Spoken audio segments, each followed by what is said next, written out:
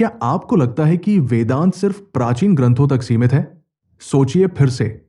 आज भी आपके विचार, आपकी सोच, यहां तक कि आपकी रोजमर्रा की जिंदगी पर वेदांत का गहरा असर है। तो चलिए, आज हम जानते हैं कैसे हजारों साल पुराना वेदांत आज की आधुनिक दुनिया में भी जिंदा है। पिछले वीडियो में हमने जाना कि वेदांत क्या है, कैसे इसकी जड़ें हैं वेदों, उपनिषदों और ब्रह्मा सूत्रों में, और कैसे अद्वैत, विशिष्टाद्वैत और द्वैत जैसे अलग अलग स्कूलों ने इसे अलग अलग तरीकों से समझाया। हमने ये भी सीखा कि ब्रह्मा या अल्टीमेट रियलिटी और आत्मा या ट्रू सेल्फ क्या है, माया और अविद्या कैसे हमें भ्रमित करते हैं, और कैसे तीन रास्ते ज्ञान, भक्ति और कर्म हमें मोक्ष यानी पूर्ण स्वतंत्रता तक ले जाते हैं। अब हम एक कदम आगे बढ़ते हैं। इस भाग में हम जानेंगे कैसे वेदांत ने दुनिया भर के दार्शनिकों, वैज्ञानिकों और विचारकों को प्रभावित किया।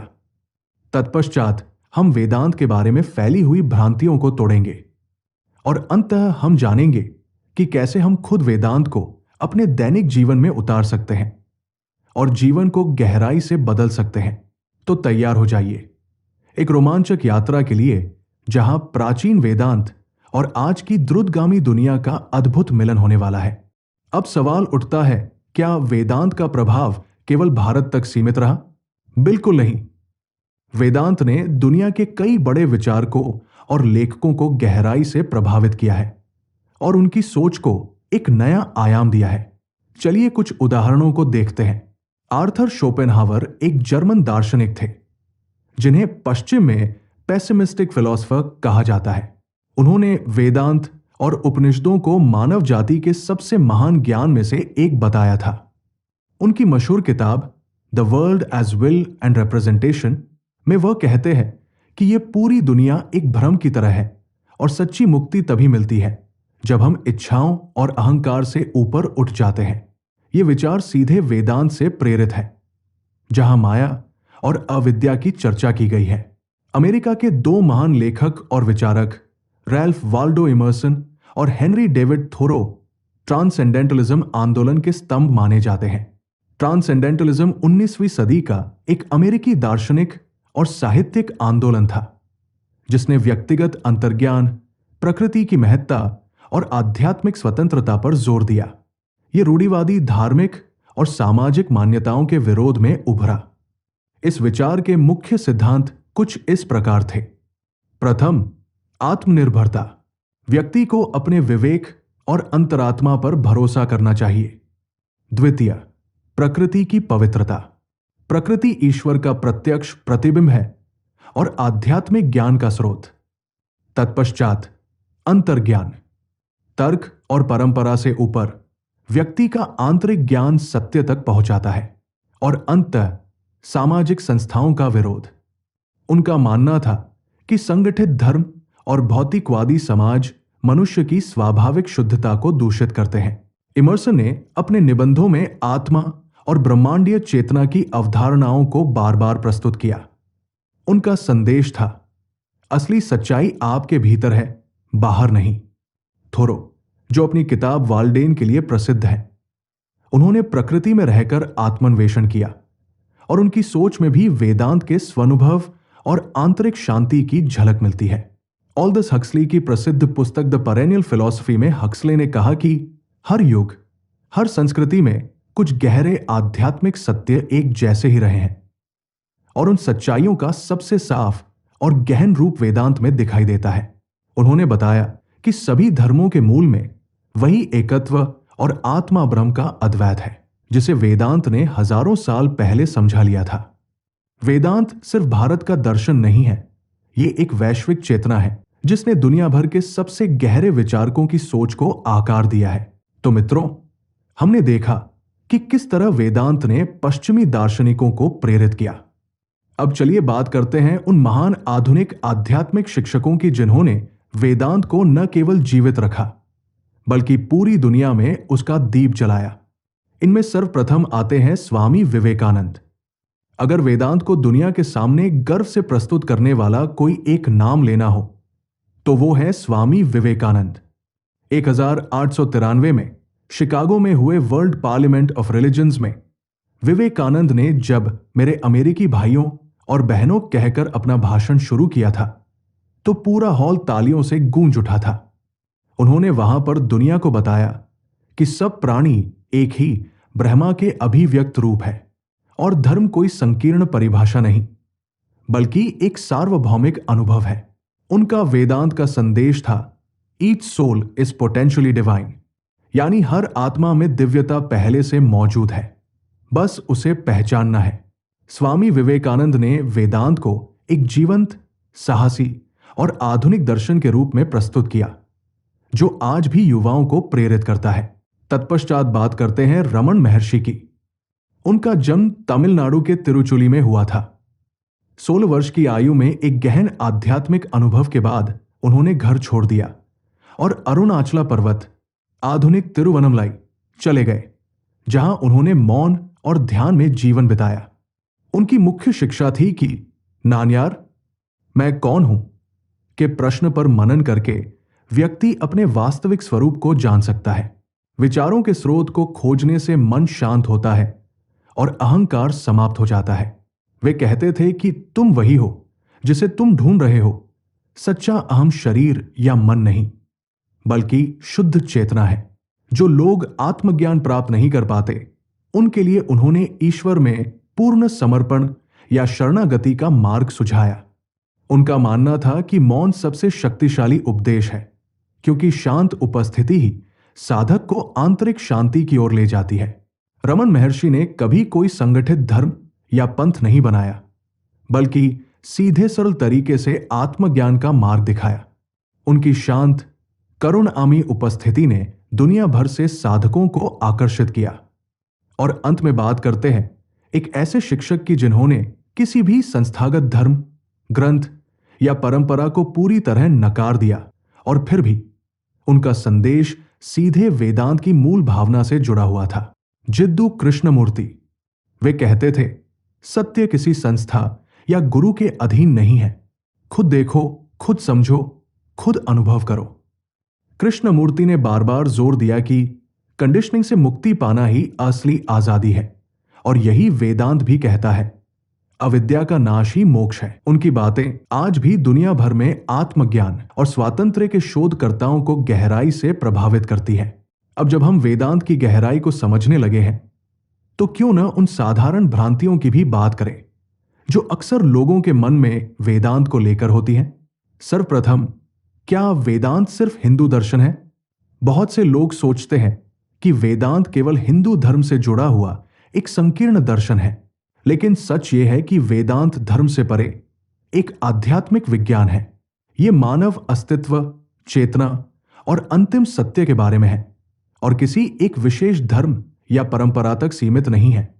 स्वामी विवेकानंद ने भी कहा था, वेदांत मानवता का सार्वभौमिक संदेश है, न कि किसी धर्म विशेष का प्रचार। इसलिए चाहे आप किसी भी पृष्ठभूमि से हो, वेदांत आपके लिए उतना ही सार्थक है। दूसरी भ्रांति, क्या वेदांत संसार को नकारता है? एक और आम धारणा है कि वेदांत कहता है, दुनिया झूठी है इसलिए इसका त्याग करो। लेकिन वास्तविक वेदांत यह सिखाता है कि संसार को नकारना नहीं है बल्कि उसकी असली प्रकृति को पहचानना है। माया यानी ये जगत एक अनित्य अनुभव है, लेकिन इसका अर्थ ये नहीं कि ये व्यर्थ है। और सही दृष्टि से देखें तो संसार भी ब्रह्मा का ही प्रतिबिंब है। तृतीय भ्रांति, क्या वेदांत सिर्फ साधुओं और सन्यासियों के लिए है? यह भी एक बड़ी गलतफहमी है कि वेदांत केवल सन्यास लेने वालों या हिमालय में बैठने वालों के लिए है। अपितु वास्तविकता यह है कि वेदांत हर उस इंसान के लिए है जो सच्चे अर्थों में खुद को जानना चाहता है। चाहे आप एक विद्यार्थी हो, एक व्यवसायी हो, एक गृहस्थ हो या एक कलाकार, आप वेदांत के सिद्धांतों को अपने जीवन में उतार सकते हैं। वेदांत एक लाइफस्टाइल है, न कि किसी आश्रम का विशेष नियम। तो मित्रों, वेदांत न सीमित है, न जटिल है, न अस्वीकारात्मक है। यह हर सोचने वाले इंसान के लिए एक आमंत्रण है। खुद को जानो और मुक्ति पाओ। अब तक हम वेदांत के सिद्धांतों और विचारों को समझ चुके हैं, लेकिन असली सवाल यह है, अपने दैनिक जीवन में कैसे उतारें? क्योंकि ज्ञान तभी सार्थक है जब वो जीवन में उतरकर अनुभव बन जाए। सबसे पहले बात करते हैं आत्मचिंतन की। रमन महर्षि का मुख्य साधन था अपने भीतर यह सवाल करना कि मैं कौन हूं। जब भी आप तनाव में हो, असमंजस में हो या भ्रमित महसूस करें, बस रुकिए और खुद से पूछिए, मैं कौन हूं? क्या मैं केवल यह शरीर हूं?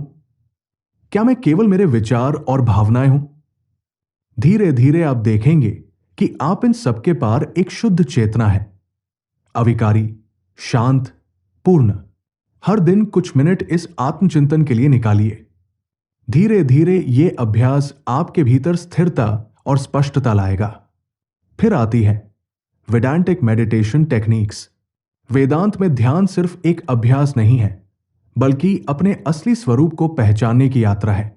एक सरल वेदांतिक ध्यान तकनीक है साक्षी भाव, यानी अपने विचारों, भावनाओं और क्रियाओं को बिना जजमेंट के साक्षी की तरह देखना। जैसे बादल आकाश में आते जाते हैं, वैसे ही अपने विचारों को आते जाते देखिए, पर खुद को उनसे जोड़िए मत। दिन में कुछ पल माइंडफुलनेस के लिए निकालिए, चाहे चलते समय, खाते समय या काम करते समय।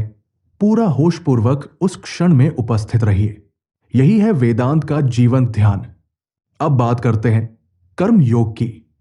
वेदांत सिखाता है कर्म करो, लेकिन फल की अपेक्षा मत करो।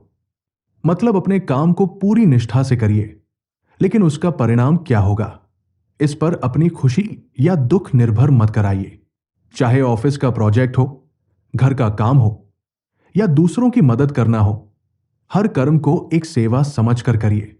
जब हम बिना स्वार्थ के काम करते हैं, तब मन शुद्ध होता है और आत्मा चमकती है।